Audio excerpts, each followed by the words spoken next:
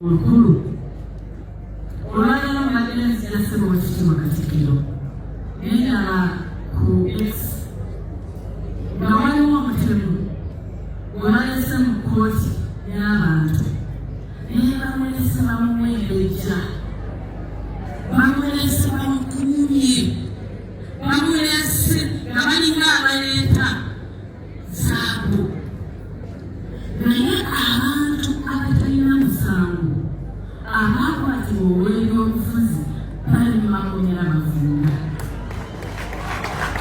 Tebaweereddwa mukisa kuyimirirwa bakwemirirwa, tebaweereddwa mukisa kuwulizibwa, bali mu kkomera emyaka 5 wabula oli bamuleetanga abaleeta.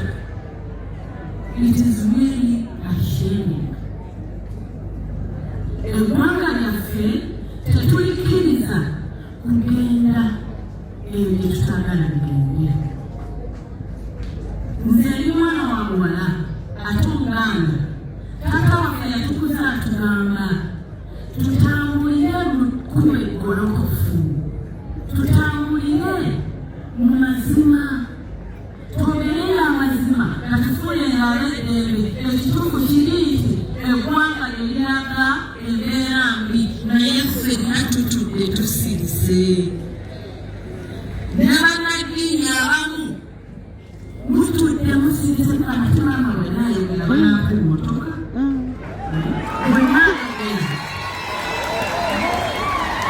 bwenna ayogera tebanywane. Kkiriza okole ekituufu ku lw'abantu embeera yo eri mu ggulu owajja kulijjana.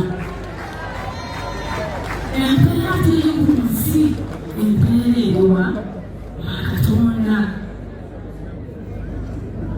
Mu Bayibuli omwo mulimu omukyala gwe bayita Eseza.